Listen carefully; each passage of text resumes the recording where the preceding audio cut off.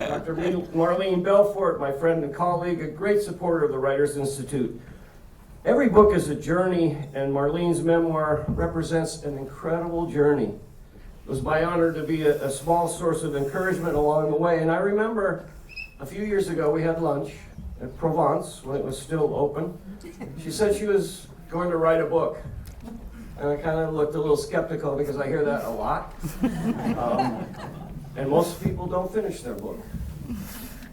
It's hard work, it's very hard work, but I'm happy to report today, this is official news, Marlene Belfort has finished her book. She got it across the finish line, it's published, it's in print, and she's put this remarkable story out into the world for all of us to read, to learn from, and to share its message.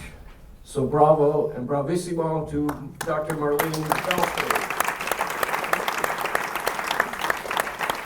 Let's steal any more thunder of our moderator, Dr. J. Andrew Berglund, Director of the RNA Institute, Distinguished Professor, Co-Director of the Center of Excellence in RNA Research and Therapeutics, the Keith Hines Endowed Professor in STEM, Head of the Berglund Lab, and a rainmaker for you Albany in terms of millions of dollars in grant research funding he has brought in. And I could go on and on about his professional accomplishments, but I'll end now by saying he is the most down-to-earth, easygoing, fun, regular guy on campus. Whenever I meet, we chatter, we laugh, and I call him just this, Andy. So please welcome Andy. Thank you, Paul, for that amazing introduction. And yeah, it's an honor to actually be up here moderating with Marlene. And just to put it in perspective, I've been following Marlene's work since I was in my 20s. I was reading her papers when I was an undergraduate student at the University of Colorado Boulder, getting interested in RNA. And so she was one of the people that sort of started that. And for me to be able to work with Marlene now for the last 7 years is just sort of incredible. So thank you, Marlene. Been incredible for me too. So we'll jump right in. You know, I think one of the questions I have for you, and in your book you talk about Trump 1.0, we're in Trump 2.0, and sort of how you think about the lessons you've learned in resiliency, which is a theme, and how that carries over in Trump 2.0. And if you want to address that, that'd be great. Yeah, I will. I just want to thank you all for being here. I feel quite tearful seeing so many friends and students and colleagues. It's really wonderful. And Paul, yes, I remember that lunch at Provence very, very well. I gave you the preface of the book, which actually was written at the Writers Institute when I was taking a course in creative nonfiction. And the preface is the preface of the book, but you took a look at it and you said, you know, Marlene, there is a story here, but I think you're somewhere between pedantic and pedestrian.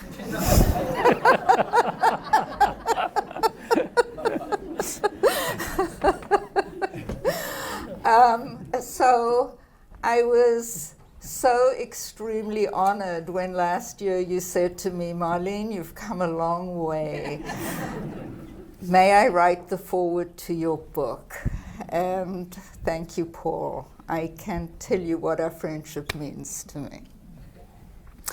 And I can't tell you, Andy, what our friendship means to me either. So probably about 5 or 6 years ago now, I actually recruited Andy to our campus, and Elga Wolfert is instrumental in having hired him and me, actually. So thank you, Elga. Yeah. And just before we get started, I want to thank George Belfort,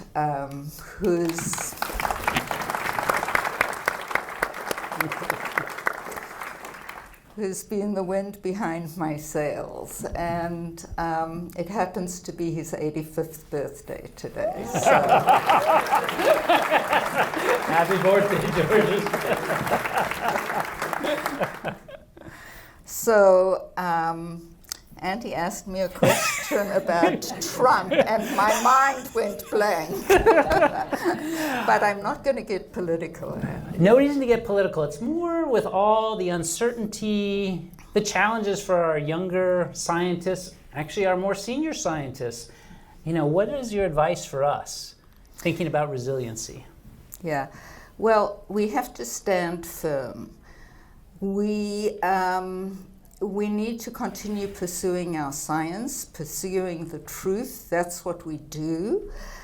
In the book, I talk quite a bit about that because during Trump 1.0, fake news became popular, and the truth became devalued. And so that's sort of an onslaught to what it is we do, which is bore for the truth. So my advice to my colleagues and our students is to keep boring for the truth. That is what will stand us instead in the long run, right? Lies come, they go. The truth is there forever. And I have lots of confidence in our young people. When George arrived and I first started out in this country, it was during the Vietnam War. And it was the young people, really, who turned things around for us. And I rely on you young people standing up at the back there to do the same.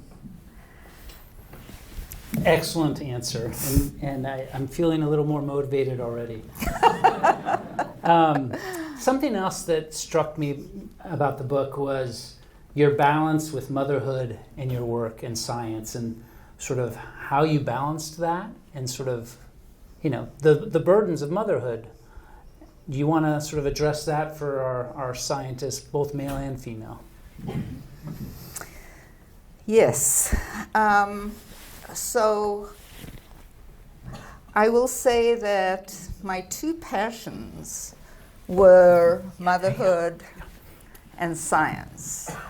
And I pursued those two passions with really all the energy that I had. And I was utterly committed to both. I thought for a long time that I didn't do a very good job at either, but it turns out that in my experience, I actually think that the two activities reinforced each other. That I was a better mom because I was in the lab most of the time. So I wasn't around to mess up my children, and they have grown up to be very wonderful young people. And then the science benefited from the fact that I was happy in my home life. When I felt crushed by a paper being rejected or a grant not being funded, I would go home and run around with my children. So I will say it took constant work day and night, still do. But I really felt that the two activities benefited each other. Yeah, I think great answer, and that leads into another question for me is, you talk about it in the book and you just mentioned it. I think for a lot of scientists, one of the struggles is dealing with rejection. I think it's sort of mostly rejection, and then there's the successes. And so, advice for our scientific audience, but more broadly, sort of dealing with rejection and sort of how to channel rejection. Yeah, so rejection isn't fun, but when the papers came back, we would either respond to very, very negative comments and send it back, or we'd say, oh, it's time to go to another journal. And sometimes we did that over and over again until eventually the papers were published. So it's a question of not giving up, not allowing these setbacks to undermine one, and to keep going. So I kept going. It's a good lesson for our graduate students and postdoctoral fellows out there, and our junior faculty. In terms of the value of collaboration, I think it's a theme throughout your book, and sort of how you approach that. Do you want to just touch on maybe 2 or 3 of your favorites? Then I might bring in a few others. Well, my most profound collaboration has been that with George, right? I met him when I was 13, frolicking on the beach in Cape Town, and we had a little chat. He was 18 at the time, so we are talking 67 years ago. And I thought, wow, this is a smart guy, and we've been friends ever since. And we've raised our kids together, we've done science together, we've introduced each other to each other's worlds of science, which has been enormously helpful because, as many of you know, George is an engineer. I'm a basic biochemist. And we've taken each other into worlds in which we wouldn't have known without the other. And of course, raised the kids together. So I would say that's the most profound collaboration of my life.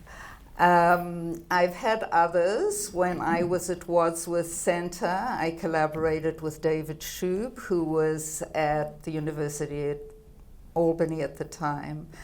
And we published many terrific papers together. We exchanged students.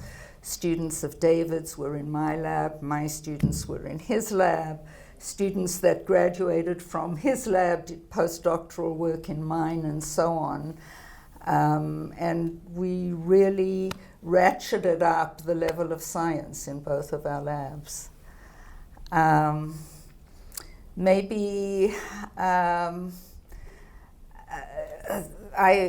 had a terrific collaboration, started with Joachim Frank, who is in the audience here when I was at Wadsworth.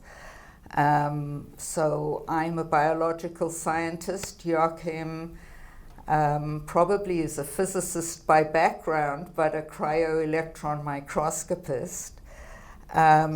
We started focusing on a molecule of interest, and did some nice work together, and eventually I went on to collaborate with a colleague who is now in China at Tsinghua University working on the same molecule. In the meanwhile, Joachim went on and won a Nobel Prize. So, so these collaborations have taken me far beyond where I could have gone on my own. Yeah, and something that I think you and I followed up in a discussion.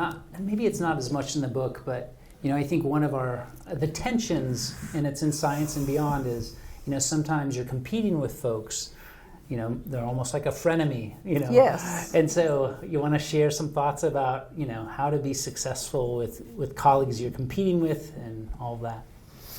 Yeah, so one particular colleague comes to mind. We were in a closely related area. We, again, shared students, postdocs, published together, but there was this kind of tension between us from time to time.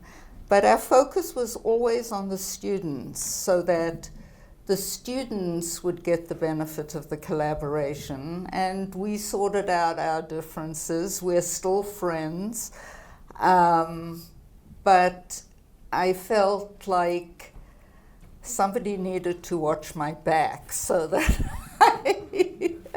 I I could preserve at least my students, and they got where they needed to be through the collaboration. Yeah, you know, there are books that are written about collaboration. There are rules, there are guidelines for collaboration. It becomes complicated because one needs to share reagents, one needs to share authorship, and these are all coveted items, and so it's complicated, but it's really worth navigating the complications because it's of huge value, and particular today where interdisciplinarity is so much the emphasis of so much of our science.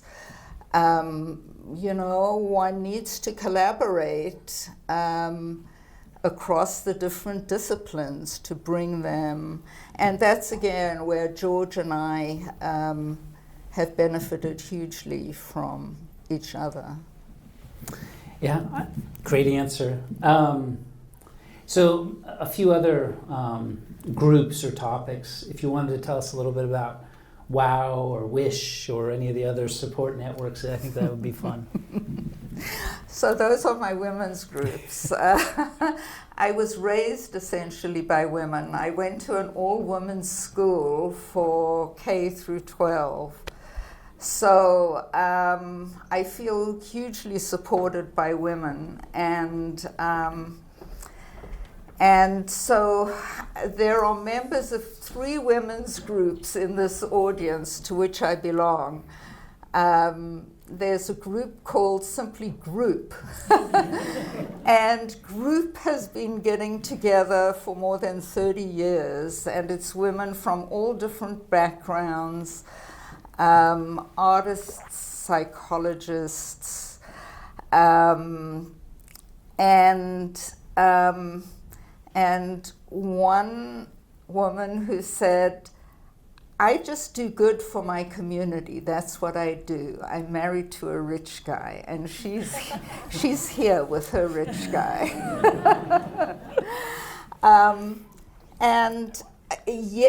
So we would share our lives with each other, help each other solve problems.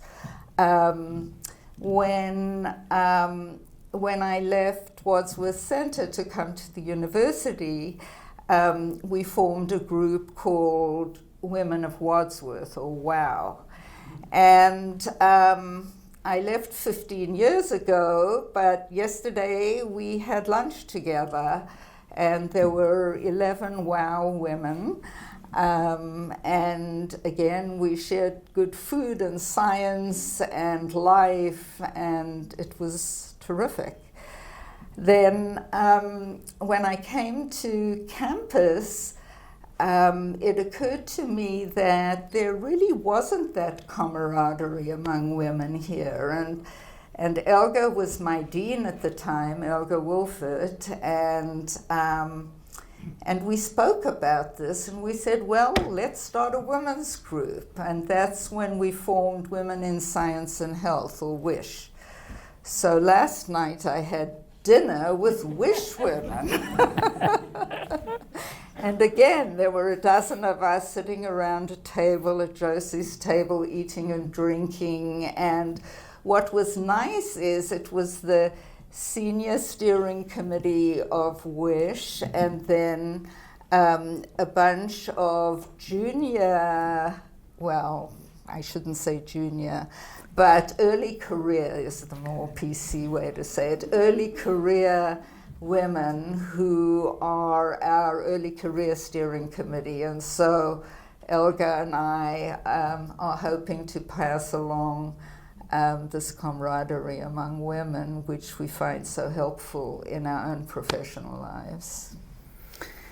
And so, all great, and you know, there's just so much great things you've done. I want to touch on one of your more recent endeavors that I think is particularly potentially powerful. It's still early, so we'll sort of see what comes of it, but the GPS. Do you want to tell people about the GPS?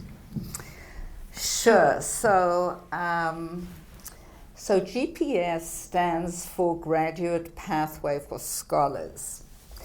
And so one of the goals of many universities is to diversify their faculty. Much as we have a terrifically diverse student body, unfortunately our faculty is much less diverse. So it occurred to me that we also have outstanding graduate students of color, and the Ivy League is recruiting them after they graduate and hiring them as faculty. So my thought was, if we create a pathway for them to come back after they do their postdoctoral experience, then we'll be able to provide a home for them in which they know they will be happy. Because you see, part of the problem when they go to the Ivy League is these wonderful scholars find themselves in a foreign environment and are not particularly happy there, and they leave. But they're very much familiar with this environment, and there's a very wonderful organization here called BILPOC, which is an organization for faculty of color. So these students are embraced by BILPOC so that they will find a wonderful home when and if they come back here. Now, Andy mentioned it's still early days. The program is just in its second year. So we so far have 4 GPS fellows, one of whom is already doing a postdoc at Baylor, and Andy tells me that next month he's going to come back to visit. So part of the game is also to keep in touch with them so that they don't lose sight of where they come from. And it's too early to know where this is going to lead, but I have a good sense. Yeah, I'm excited about that program. I'm excited about all the things you do. So, sort of going beyond the book, is there anything that, you're hoping to build or develop that, is a twinkle in your eye and you're sort of thinking about and you want to share maybe with this group? Yeah, so I would think one thing that we could benefit from more is interinstitutional collaboration. So we've done a little bit of that, and again it stems from George and my collaboration. So RPI and we, some 15 years ago, or maybe longer than that, 20 years ago, applied for a training grant together from the NIH, and we received it. And that is an example of the kind of interinstitutional collaboration that I think that we should try to focus on. Because there are wonderful organizations in the area. There's Wadsworth Center, where our Department of Biomedical Sciences resides. There are terrific scientists there.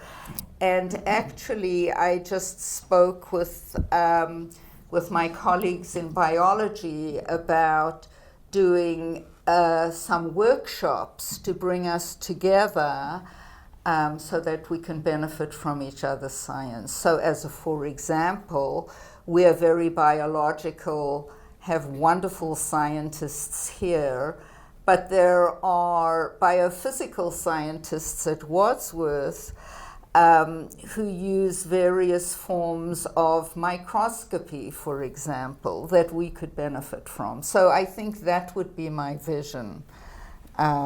Yes. Good vision.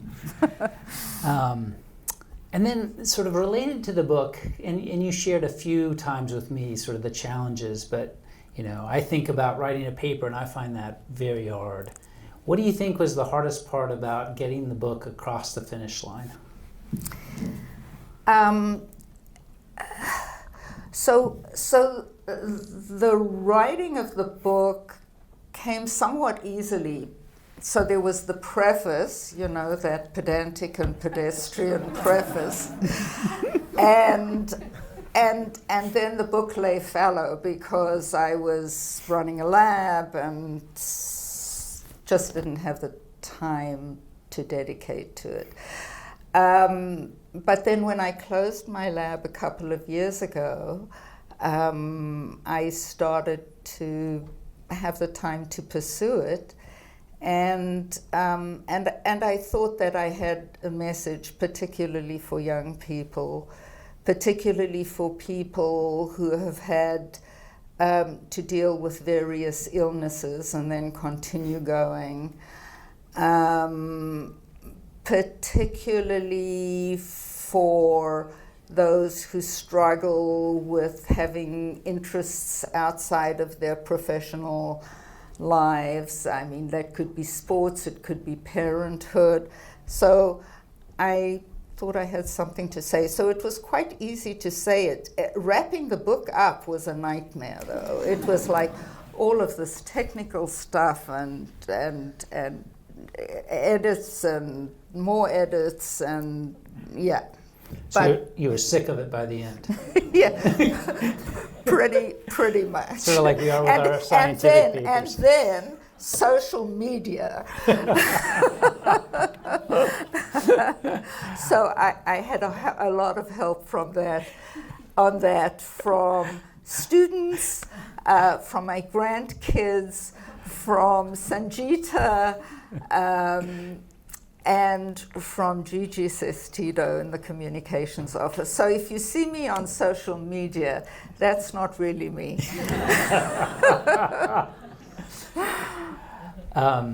So something that I think is powerful is your willingness to share and be vulnerable in the book, in terms of dealing with the health issues you address in the book. I think. What do you want to share about that with us? Yeah, so I think it's important to share vulnerabilities for one's own sake, as well as for the sake of the people around us. For one's own sake, because I think vulnerabilities are always associated with shame. And so sharing those gets some of the shame out of the way. For others, it's important to know that adults who are fairly successful have had struggles and have gotten to be successful despite those struggles. I actually teach a course in resilience for scientists. It's based on an NIH course that was started during the pandemic.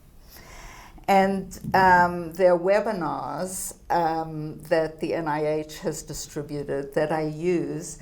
And in one of the webinars, they interview Francis Collins. So Francis Collins is a marvelous scientist. He was recruited to the NIH to do the genome project. He became the director of the NIH, a fantastic geneticist, a most marvelous human being.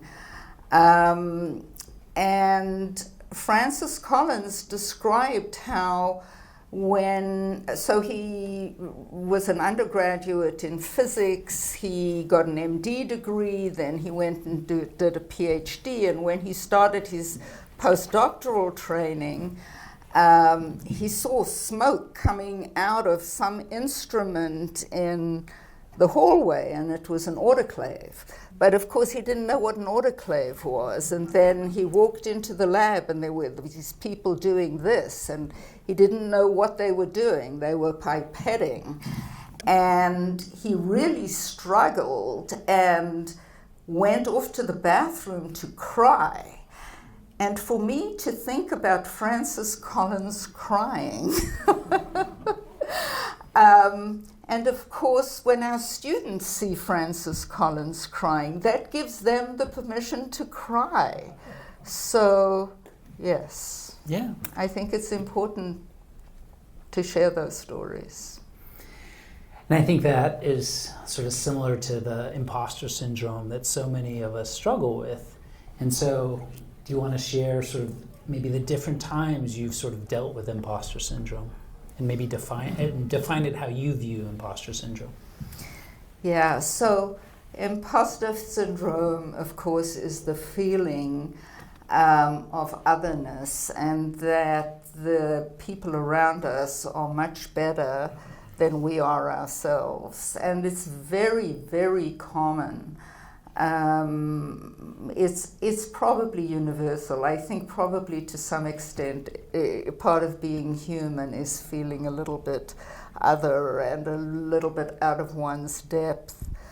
It came up for me very strongly when I was a child raised in South Africa to Holocaust survivors, so these German Jewish immigrants. My parents started out without any money at all, selling socks. My mother would sew. And then I went to the school in which the parents of my friends were physicians and lawyers. And then when my friends came to my house, my grandmother would have these German pastries, delicious German pastries, but they weren't the sponge cake that was at my friends' houses. So I felt so other. So that's when I started to feel like maybe I didn't quite belong. And again, when I started graduate school, there were all these smart American kids at the University of California, and there I was, not even knowing how to turn the faucet properly because it went the wrong way, and then there were these flaps on chairs, and everybody would sit down and flap, and I would not quite know how to do that. So, yeah. Okay, we have a few more minutes, but I want to leave plenty of time for Q&A. What are some of the lessons that you want to share with everyone? So, I think the overarching lesson is follow your passions. If I have lessons I want to share with our students, it is not to catastrophize about all the pitfalls and problems along the way, just to keep going. To young people who want to have kids, have them. I feel a little uncomfortable with young people thinking, I have to get to this career stage before I can do it. I think everyone should do it when they feel like doing it. If they want to wait till they're 40 and that works for them, I think that's great. For me, I was just grateful that they were there when I wanted them. And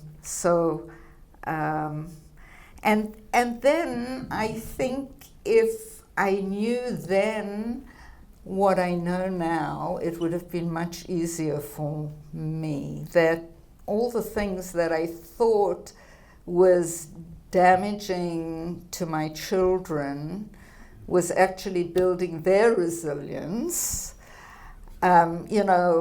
dragging them from country to country, not being with them when other moms were with their kids, right? Because in those days it was rare. But in fact, those things that I thought damaged them actually made them as terrific as they are. Yeah. Yeah. Well, and you know, I think that science would have crushed me if I didn't have a family to take refuge in. So, yeah. So I'm not sure if those are coherent messages, but they do come from... They're definitely coherent. Okay. And it's finding balance. Yeah. And I think one of the things that struck me from the book that, you know, as a man, I just don't appreciate, but you made the point is, you know, having 3 children and not just, you know, carrying them, but also breastfeeding. And so for, I think it was 8 or 9 years, you were doing that while also working full time. And so, you know, I think amazing, impressive. I'll just say that. Yeah, and what made that possible is I got all the help I could possibly get from George, from my neighbors, from nannies, from friends. Yeah. So maybe a lesson is not to be afraid to ask for help. That's absolutely true. And I still do. You do, and it's great. Do we maybe want to do? We have such a big audience. Yeah. I'll walk it around.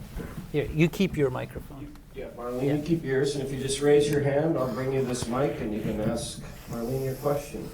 Yes.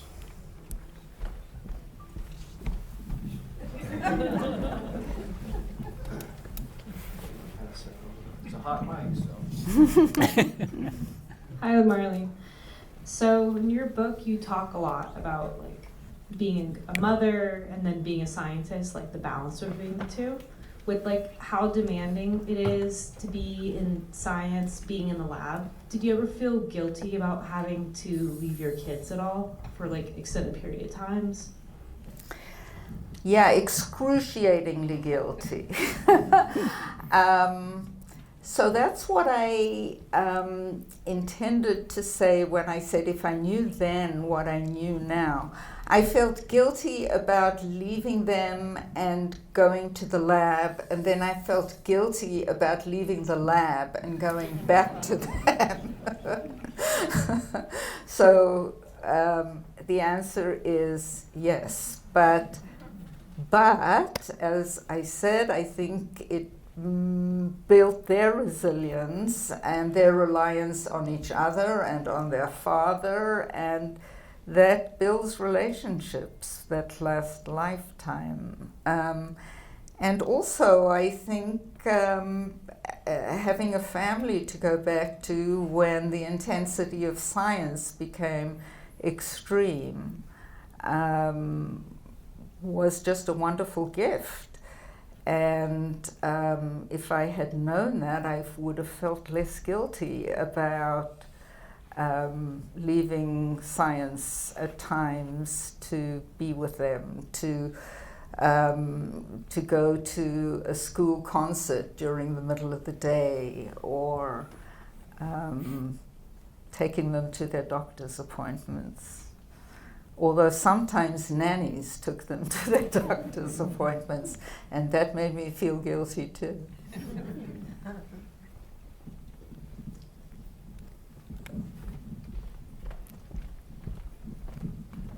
Hi, Marlene, thank you.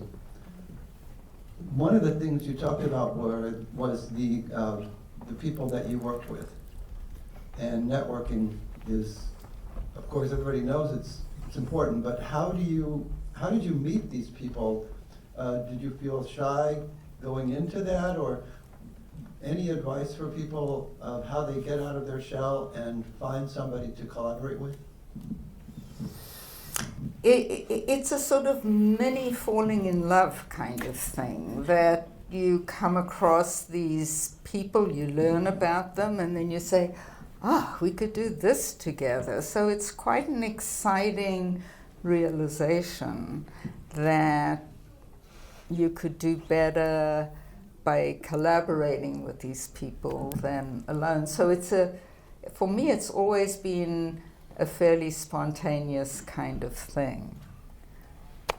Another And I will say there are other times, actually now that I think of it, when it's not spontaneous at all. So, for example, George got a grant from the National Science Foundation.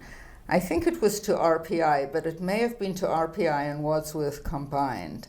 Anyway, there were chemists and physicists and biologists and engineers and crystallographers and we were so happy that this grant was funded because now we were going to collaborate with each other. Except for the first few months when we had these meetings, we wouldn't know what each other was talking about.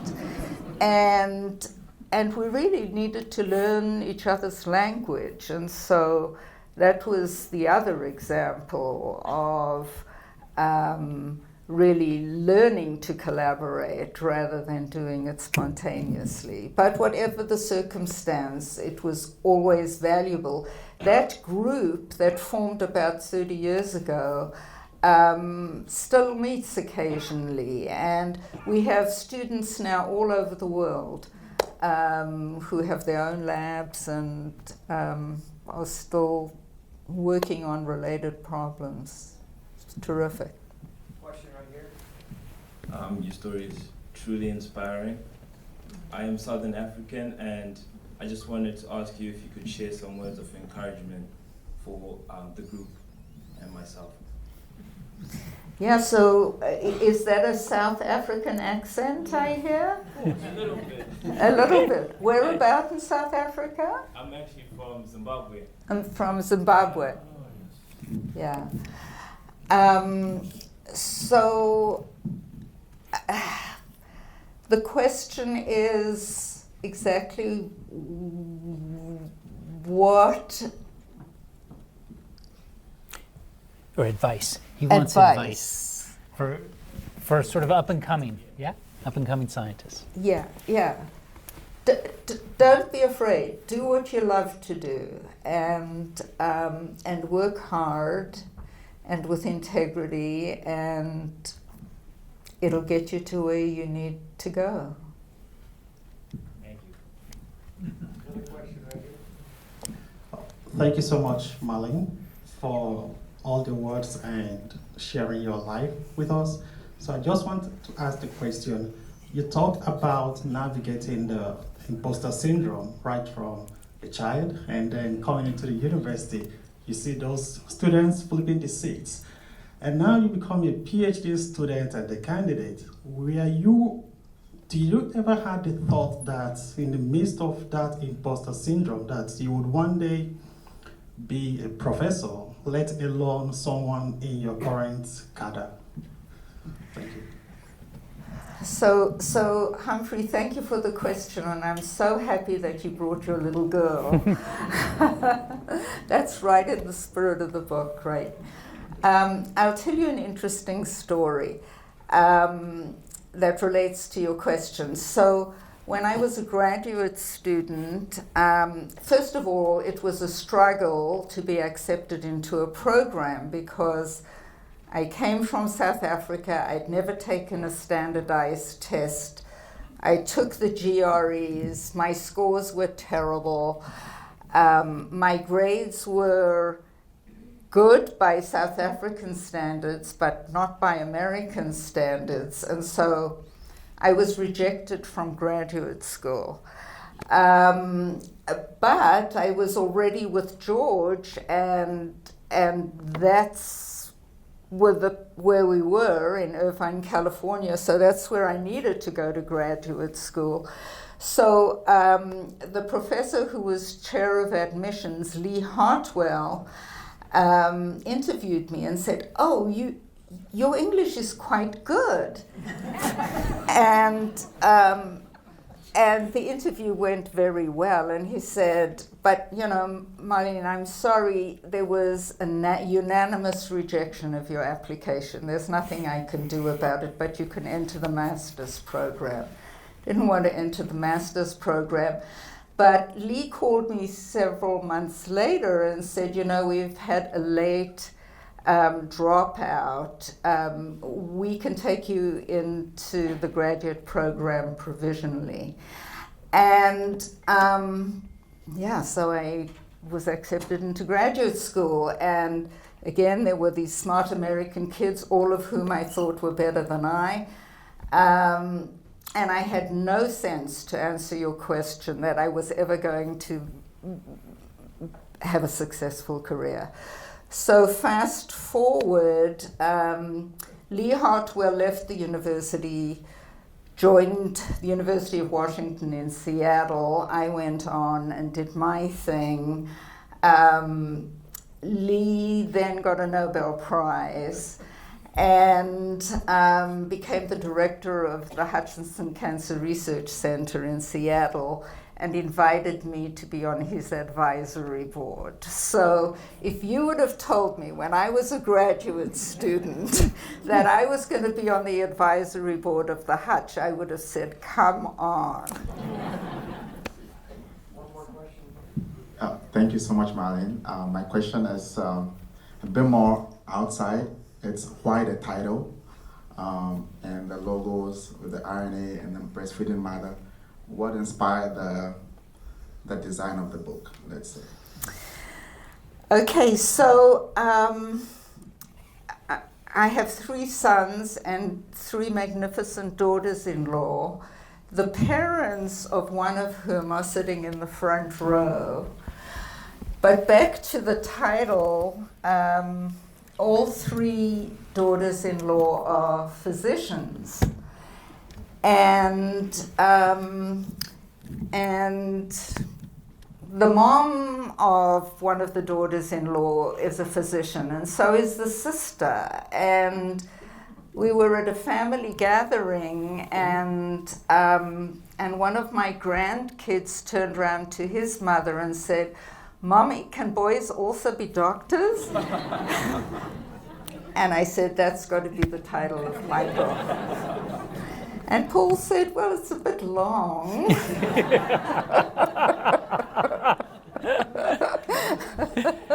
And then maybe... And the beach?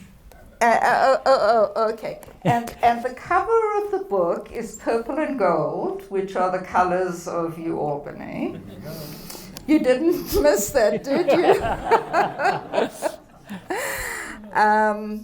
And there's a mom holding her baby. There are sort of ripples, which are from a photograph that I took while walking on the beach.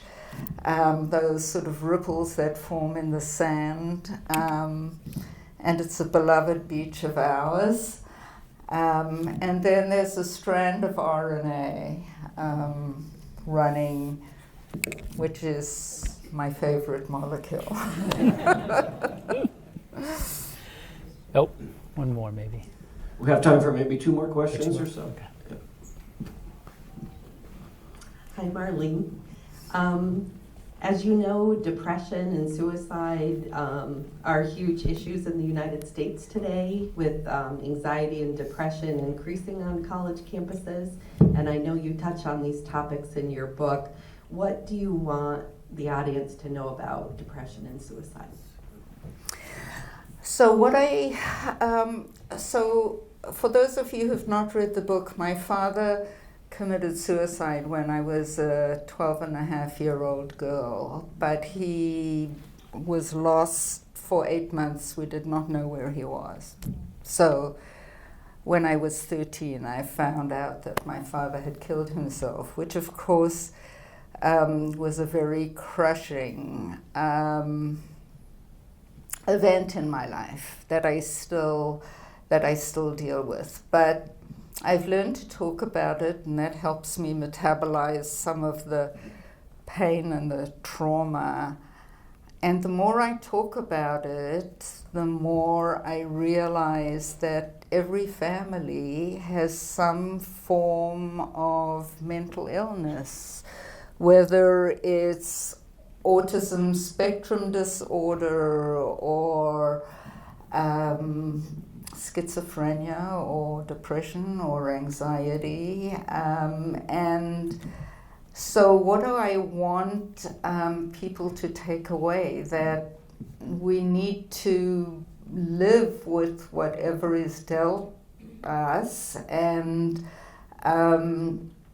help each other through it and recognize that it's part of the human condition and we can come out the other end and lead productive lives. So I first wrote about it about 20 years ago in an op-ed piece for the New York Times, and that had two values. One, again, was dealing with my own shame about it, and the other was helping people who struggle, and I realized the value of talking about it. One more question here. So, hi, I'm Marlene. I would say, in addition to being an incredible scientist and mom, you're also an amazing mentor. And you've probably mentored half the people in this room and beyond, right? You've really influenced the field through your mentoring. So I guess my question to you is, what does that bring you? Because you were a busy person, right? In the time that you were so generous to so many. Yeah, it's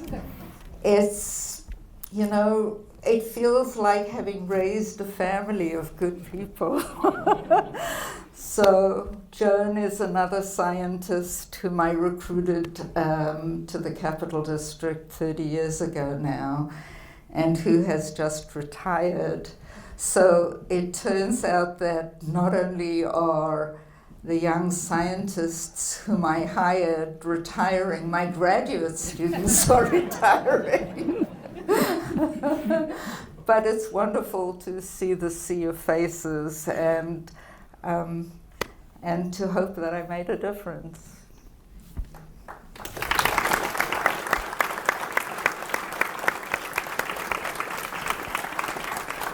The last question? Marlene, I get the privilege of asking the last question. First of all, congratulations on your incredible life, career, accomplishments, and the book, which I've read and which was riveting from cover to cover. I wanted to express and ask you about ambivalence I feel about the likes of who, wish, and group. I think I got those right. But it takes me back a bit to a number of weeks ago. I regularly go to a gym near where I live and work out, and I encounter like-minded people, amongst whom was one man with whom I've had numerous conversations. And he one day invited me to join his all-men's group, which is not who or wish or group, but it's, you know what I mean. Yes. And the first thing that crossed my mind was, what if Marlene finds out? What if my wife, who's sitting next to me, finds out? What if my daughter's two accomplished physicians finds out that I've joined an all-men's club? I would never hear the end of it. And so I declined. But part of what's the ambivalence is that I think those groups perpetuate the separation that many of us are trying to avoid. And it's even more complicated because I'm jealous that I'm not part of your group. And I honestly don't know where the answer lies. So you look around at all the diversity amongst the youngest of the people, not we old white-haired folks in here, and it's wonderful to see. I think the kind of groups to which I'm referring perpetuate the separation that we're trying to avoid, and I wonder what you think about that. Yeah. First of all, Bobby is the father of one of my daughters-in-law. Bobby, I see your point. I want to, first of all, defend myself to say that wish has male ambassadors. Andy is one of them, because we don't want to be accused of what you've just accused us of. I read about Andy and the ambassador in the book. Yeah, so I do see the point you're making, but I don't think that we're wanting to be exclusive. I just think that women and perhaps men, when they're together with each other, can share some intimacy that is difficult to share when the different genders are in a group. I mean, we socialize a lot in all of our lives across the gender divide, but there's something that's special that happens when I think genders just separate. I don't know. I know one of my sons has an all-male book club, and he loves that. It's Yana. And Yana tells me that special things happen among them. So that doesn't mean to say that Yana doesn't embrace his female friendships. But I do think that these groups, and I think any group, you're right, it's dangerous to draw boundaries, but also special things happen when one does, if it's done judiciously.